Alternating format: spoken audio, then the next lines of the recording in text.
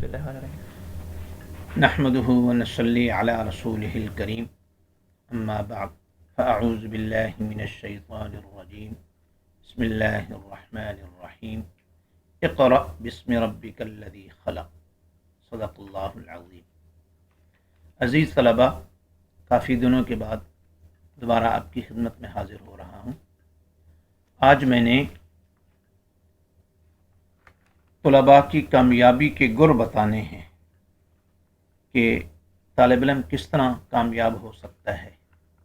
کامیابی کے راز جو ہیں وہ آپ حضرات کو بتانے ہیں۔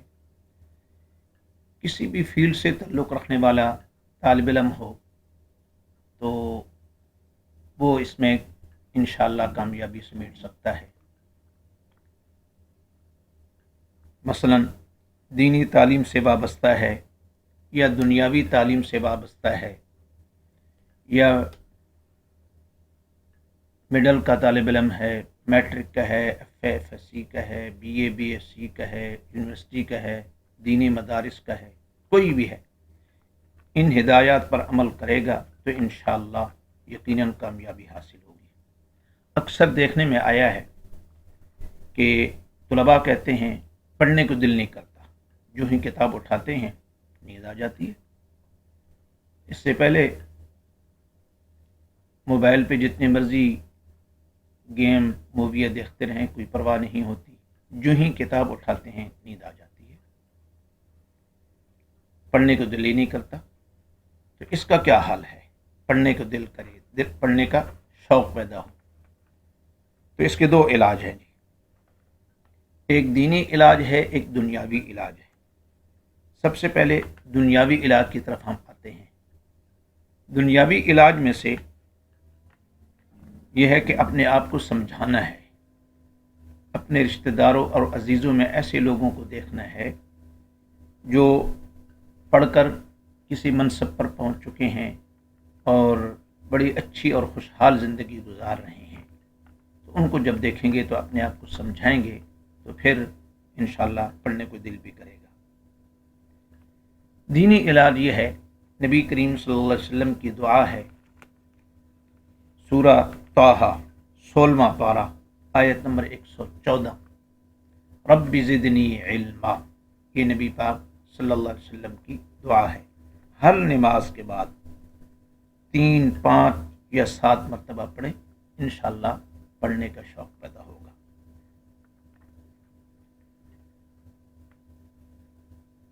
دوسری چیز، شوق تو ہے لیکن سبق یاد نہیں ہوتا، پڑھتے ہیں بھول جاتا ہے، یاد نہیں ہوتا، تو اس کا کیا علاج ہے؟ اس کی بھی دو علاج ہیں، ایک دینی علاج ہے، دوسرا دنیاوی علاج ہے۔ دنیاوی علاج یہ ہے کہ بازاری چیزوں سے اجتناب کریں، خالص گھریلو چیزیں استعمال کریں، دودھ پئیں، بادام چھیل کر کھائیں۔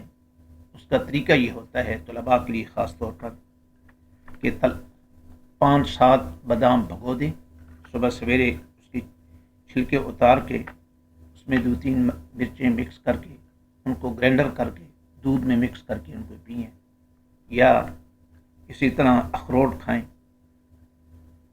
یہ تو ہے دنیاوی علاج۔ اب دینی علاج کیا ہے؟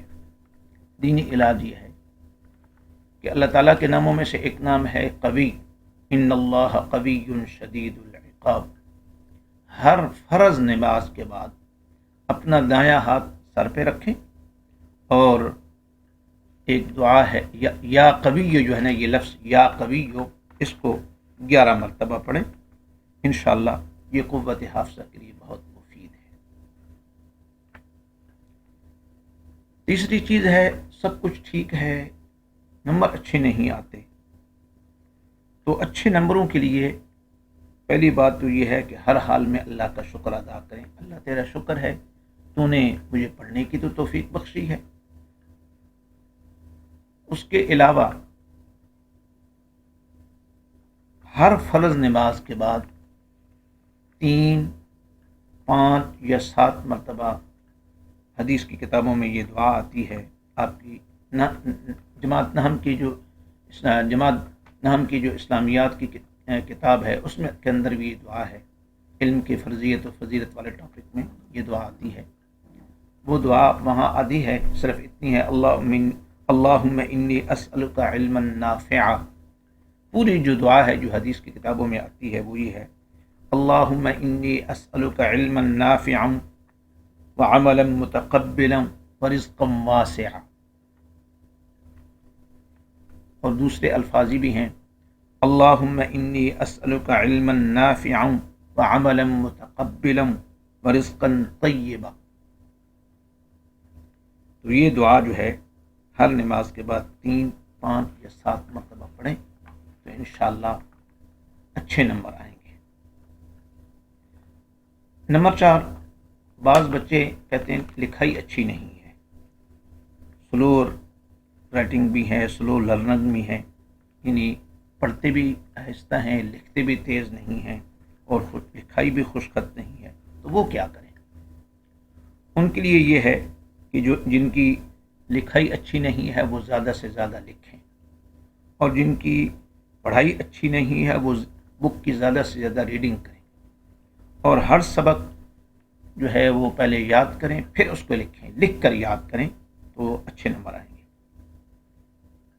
اچھا، پیپر اچھے کس طرح ہوتے ہیں؟ پیپر اچھے ہوں، پیپر کرنے کا جو انداز اور اس کا طریقہ وہ یہ ہے، سب سے پہلے تو محنت ضروری ہے، بغیر محنت کی کوئی چیز حاصل نہیں ہو سکتی، اور قرآن کریم میں اللہ تعالیٰ نے کہا ہے، میں اس قوم کی حالت اس وقت تک نہیں بدلتا جو خود اپنی حالت کو بدلنے کی کوشش نہ کرے۔ تو اس لیے کوئی اسٹوڈنٹ یہ کہے کہ میرے نمبر آ جائیں اچھے اور میں محنت نہ کروں، یہ نہیں ہو سکتا، ناممکن ہے، محنت لازمی کرنی پڑے گی، البتہ اللہ سے مانگنا ہے۔ جو ہی پیپر کھولنے لگیں تو پہلے 3 دفعہ ایاک نعبد و ایاک نستعین پڑھیں، اس کے بعد اچھی طرح اپنے پیپر کو پڑھیں اور سب سے پہلے اس سوال کو حل کریں جو آپ کو اچھی طرح آتا ہے، پھر اس کے بعد اسی طرح پوزیشن ہولڈر کس طرح بننا ہے، چاہے وہ بورڈ کا پوزیشن ہولڈر بننا چاہتا ہو، چاہے وہ کلاس میں پوزیشن اچھی لینا چاہتا ہو، اس کے لیے اس نے کم از کم 5 کام کرنے پڑیں گے تو پوزیشن ہولڈر بنے گا۔